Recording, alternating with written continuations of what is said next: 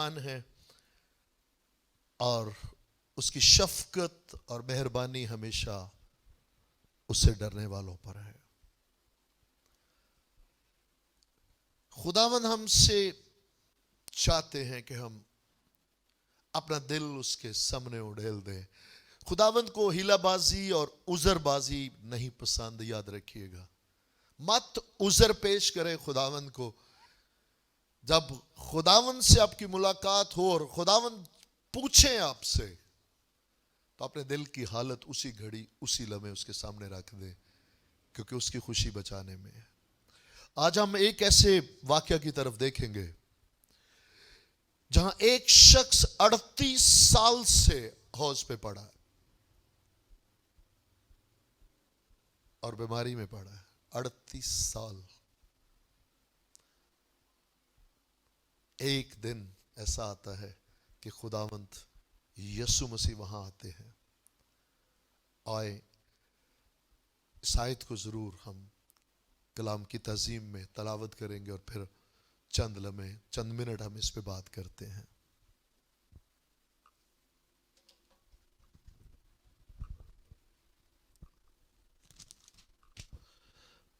پہلی آیت،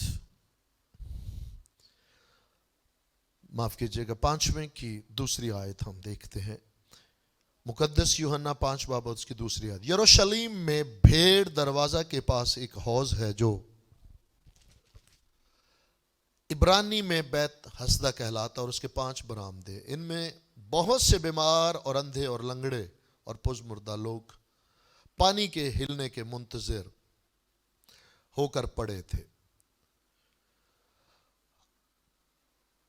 5ویں آیت، وہاں ایک شخص تھا جو 38 برس سے بیماری میں مبتلا تھا. اس کو یسوع نے پڑا دیکھا اور یہ جان کر کہ وہ بڑی مدت سے اس حالت میں ہے، اس سے کہا کہ کیا تو تندرست ہونا چاہتا ہے؟ اس بیمار نے اسے جواب دیا، اے خداوند، میرے پاس کوئی آدمی نہیں کہ جب پانی ہلایا جائے تو مجھے حوض میں اتار دے، بلکہ میرے پہنچتے پہنچتے دوسرا مجھ سے پہلے اتر پڑتا ہے. یسوع نے اسے کہا، اٹھ اور اپنی چارپائی اٹھا کر چل پھر. وہ شخص فوراً تندرست ہو گیا اور اپنی چارپائی اٹھا کر چلنے پھرنے لگا. آمین آمین. یاد رکھیں کہ یسوع مسیح کے دل کی حالت کو اگر جاننا چاہتے ہیں تو آپ کے 38 سال ہوں، آپ کے 28 سال ہوں، آپ کے اور میں بھی آپ ہی کی طرح مت سوچے کہ مجھ میں کبھی کوئی کمزوری نہیں. ایسا نہیں ہے. جتنی آپ کو ضرورت ہے اس سے کہیں زیادہ مجھے بھی اسی کی ضرورت ہے. لیکن اس کا کلام ہر روز ہماری رہنمائی کے لیے ہے. ہم روز عذر لے کے بیٹھے ہیں دوسروں کی طرف انگلی اٹھانے کے لیے، لیکن خداوند ایسا نہیں چاہتے.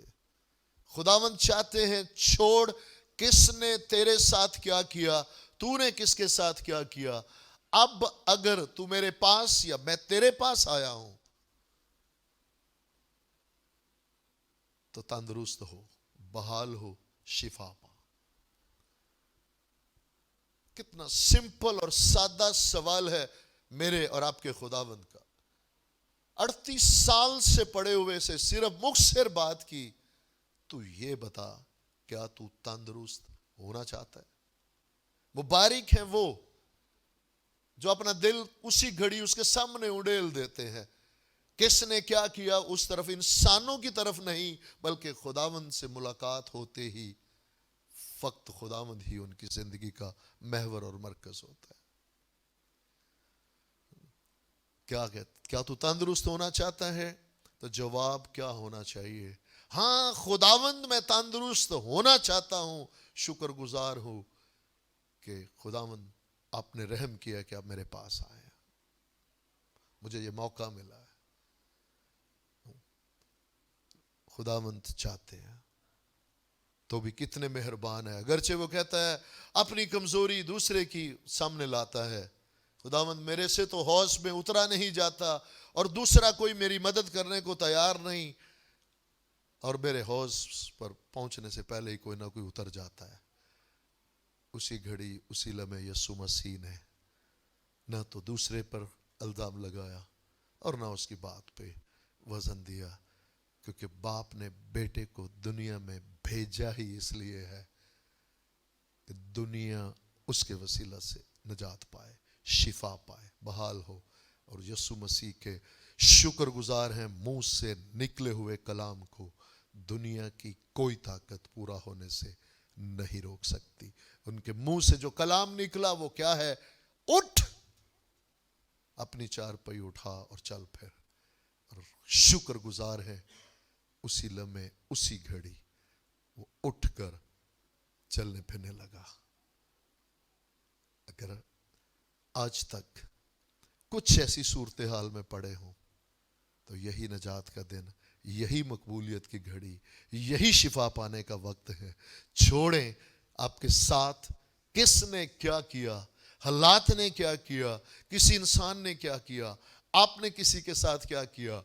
अभी यीशु मौजूद है और मुझसे और आपसे पूछता है, क्या तू चाहता है कि तू शिफा पाए?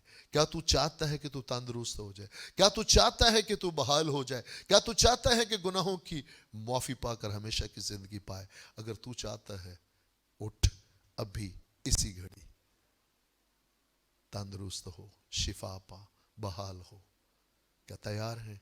तैयार हैं तो आए अब मिलकर दुआ करते हैं। आसमानी बाप, यीशु के नाम में शुक्रगुजारी की कुर्बानी लिए हाजिर हैं। आप बहाल करना चाहते हैं, आप शिफा बख्शना चाहते हैं, आप तंदुरुस्त करना चाहते हैं। मैं अपनी रूह जान बदन खुदावंद आपके सपुर्द करता हूँ।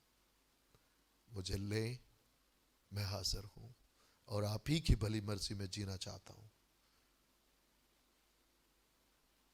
मुझे बनाइए, संवारिए और अपने जलाल के लिए जीने की तौफीक बख्शिए, मसीह के नाम में, आमीन।